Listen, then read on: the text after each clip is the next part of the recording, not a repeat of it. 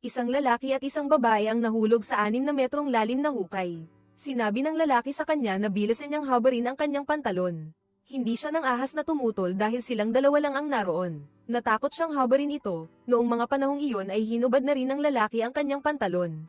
Pinagtagpi niya ang dalawang pantalon ng dalawang tao, upang makagawa ng isang kagamitan na makapagliligtas sa kanilang dalawa. Nahulog sa isang 6 na metrong lalim na hukay. Tingnan natin kung paano sila makakaalis dito. Ang pangalan ng lalaki ay Arm. Medyo kalmado siyang sinuri muna ang butas. Ito ay isang butas na halos patayo. Inabot niya ang kamay upang hipuin ang ibabaw ng pader. Matapos umikot, natuklasan niyang wala talagang labasan. Ang 4 na gilid ay matataas na pader, ang pinakamababang bahagi ay 5 metro na.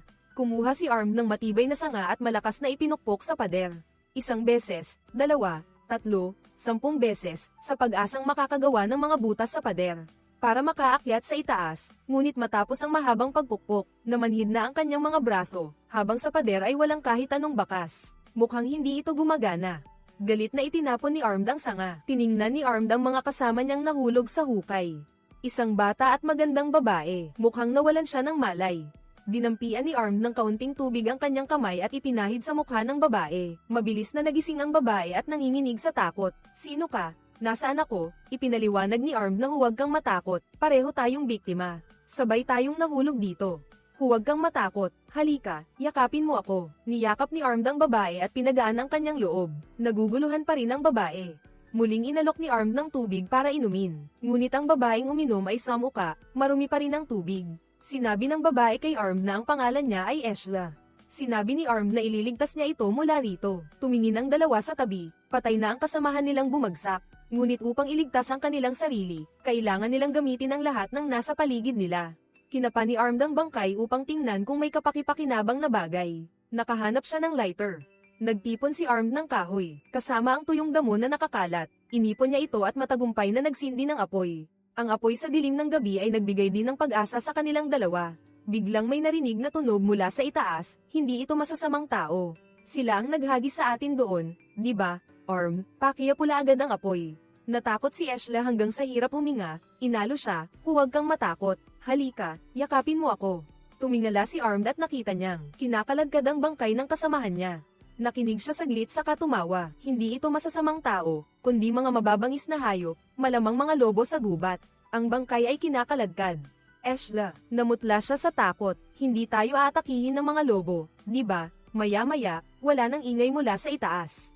Uminom si Eshla ng tubig para mabawasan ang kanyang kaba. Muling sinindihan ni Armed ang apoy, baka sakaling maitaboy nito ang mga lobo. Sa ganoong paraan, magkasama nilang nilampasan ang gabi. Kinabukasan, nagising si Armed at nakita ang dalaga na tahimik, patay na ang apoy. Naisip niya na hindi na dapat mag-aksaya pa ng kahoy sa hukay. Kailangan niyang makahanap ng paraan para makaalis, hindi lang umupo at hintayin ang kamatayan. Nakaisip siya ng magandang ideya, kolektahin ang lahat ng sanga ng puno sa hukay, tanggalin ang sinturon, at atali ng mahigpit. Sinabi ni Arm kay Eshla na habarin ang kanyang pantalon. Si Eshla ay nataranta. Ano ang gusto niyang gawin? Huwag kang gagawa ng masama. Ipinaliwanag ni Arm. Kailangang atali ang mga damit sa mga sanga na ito, para makagawa ng kagamitang makapagliligtas sa kanila. Kinuha ni Arm ang lahat ng sanga, hinuberin ang bangkay ng kaibigan nito. Habang nakatalikod siya, naghubad na rin si Eshla. Sa huli, kung hindi siya maniniwala, hindi siya makakaligtas dito. Lumapit si Arm para kunin ang pantalon ni Eshla at hinubad din niya ang sarili niyang pantalon, saka pumunta sa putikan. Binasa niya ang mga damit na iyon. Sa ganoon ay mas lalo itong, para mas mahigpit. Tingnan ng mabuti kapag nahulog sa malalim na hukay. Paano umakyat? Una, kunin ang sinturon. Pangalawa, hanapin ang pinakamahabang kahoy. Pangatlo, atali ang sinturon sa kahoy. Pang-apat, kailangan akong suportahan ng aking mga kasama.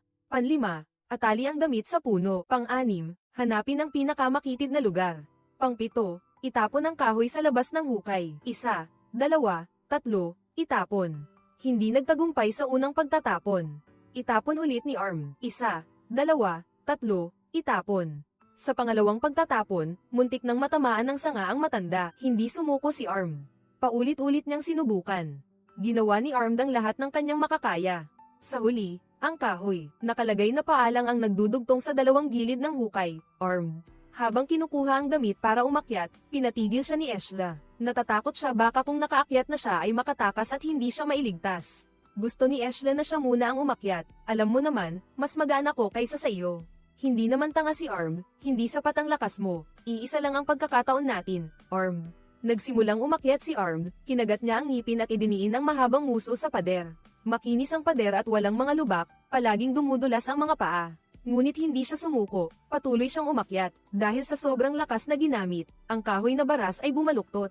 Nakikita na malapit na siyang makaakyat, iniunat ni Arm ang kanyang kamay para hawakan ang bibig ng butas ngunit hindi niya maabot. Kulang na lang ng kaunti, biglang ang kahoy na baras ay nabali. Bumagsak si Arm sa lupa, napasigaw sa sakit, lumabas na nasugatan pala ang kanyang tuhod, natanggal ang isang bahagi ng balat, napasigaw siya sa sakit. Mabilis na kumuha si Ashla ng damit at binasa ito, pinahid niya ito sa sugat. Mas lalo pang sumakit si Arm. Sabi ko na nga ba't hindi dapat ginagamit ang basang damit para takpan ang sugat, lalo pat alam mong marumi ang tubig, hindi ba't mas mabilis lalala ang sugat. Natahimik na lang si Arm, at nahihiya rin si Ashla. Nagmadali siyang kunin ang kanyang pantalon at isuot ito, sinabi kay Arm na isuot din ang pantalon niya para siya ay gama ng loob. Nagtiis si Arm habang isinusuot ang pantalon, tinalian ang sugat sa labas ng pantalon. Buti na lang tinulungan siya ni Ashla na atali ito, biglang bumuhos ang ulan.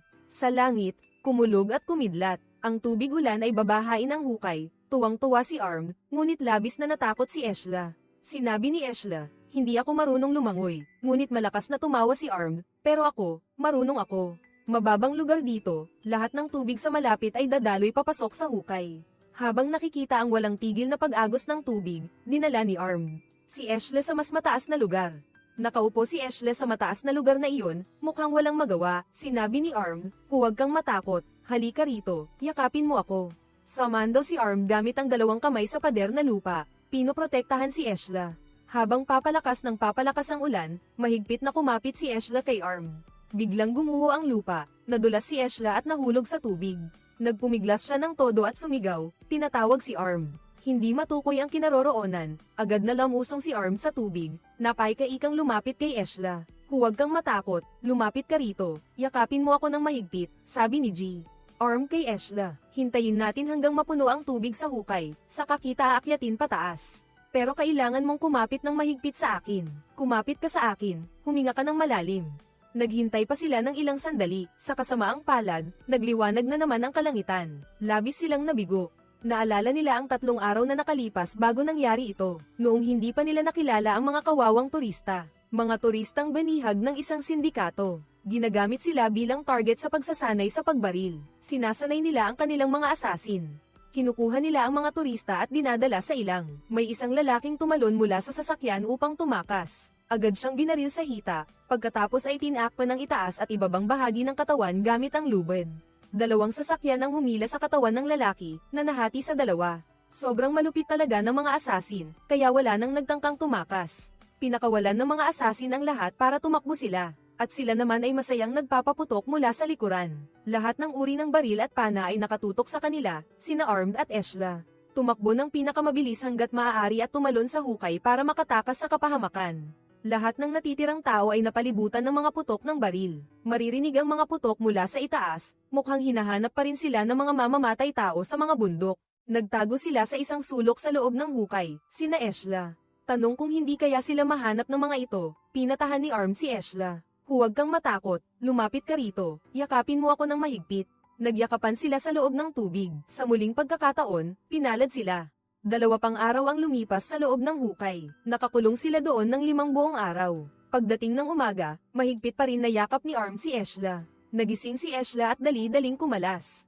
Nagising bigla si Arm, kinabahan si Ashla at napasigaw ng isang mura. Nauubos na ang lakas nila, wala na silang halos makain. Maaaring mamatay sila sa gutom. Napasigaw si Arm sa takot habang nakatingin sa isang tubig. Pagkatapos ay may kinuha siyang kinain. Tinanong siya ni Ashla kung ano yon. Bigla siyang lumingon. Diyos ko, kumakain pala siya ng palaka. At inalok pa niya si Ashla na kumain din. Patuloy na umatras si Ashla.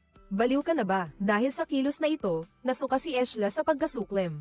Muling nag-umpisa ang pag-ulan, at ang tubig ulan ay tumama sa mukha ni G. Arm, agad itong nagpamulat sa kanya at isinuka niya ang lahat ng kanyang kinain. Lumabas na si G. Armed ay nagdurusa sa isang sakit sa pag-iisip. Ang anumang presyon ay magdudulot ng mga kakilakilabot na kilos. Patuloy ang pagbuhos ng ulan, at ibinuka ni G. Armed ang kanyang dalawang kamay. Bukas, tiyak na makakaalis na tayo sa lugar na ito ng mga demonyo. Pagkatapos, inakay ni G. Armed si Ashla patungo sa isang mataas na lugar. Mula dito, maaari na silang umakyat palabas. Ngayong sandali, nagkaproblema na naman si Arm. Kumaibat ang leeg niya ng 2 beses. Akala ko nag-short circuit ang robot, nanlaki ang mga mata niya pataas, pagkatapos ay bumagsak ang buong katawan niya sa mababaw na tubig. Patuloy na umikot ang ulo niya. Ay nalalayan siya ni Ashla. Bumula ang bibig ni Arm. Sinalo ni Ashla ang ulo niya. Biglang nagkamalay si Arm. Talagang nakakatakot ang sakit na ito sa nerbiyos. Patuloy na tumataas ang tubig. Hindi marunong lumangoy si Ashla at lubos siyang natatakot. Sinabi ulit ni Arm, huwag kang matakot. Halika rito. Kapit ka sa akin. Ano man ang mangyari, huwag kang bibitaw. Kapit ka sa akin. Umabot na sa leeg ng 2 tao ang tubig, kasama si G. Arm. Isang kamay ang nakakapit sa sanga, isang kamay ang mahigpit na yumayakap kay Ashla. Sa lakas lamang ng isang braso, hindi talaga kayang buhatin ang bigat ng 2 tao. Dahil dito, napilitan si G. Arm na bitawan si Ashla at gamitin ang 2 kamay para kumapit sa sanga. Ngunit sa sandaling iyon, biglang naputol ang sanga. Nahulog silang 2 sa tubig. Nauna si G.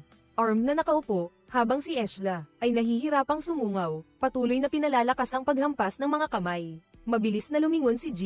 Armed at hinayla si Ashla mula sa tubig. Mahigpit na kumapit ka sa akin. Huwag kang matakot. Inabot ni Ashla ang balikat ni Arm. Lumapit silang 2 sa gilid ng hukay. Nakakita si Arm ng isa pang sanga, mabilis siyang kumapit para kay Ashla. Umakyat muna si Ashla sa sanga, pagkaakyat niya ay nahulog siya sa tubig. Ngunit hindi nito mapipigilan ang kanyang determinasyong mabuhay. Nagpatuloy sa pag-akyat si Ashla, tinapakan niya ang balikat ni Arm.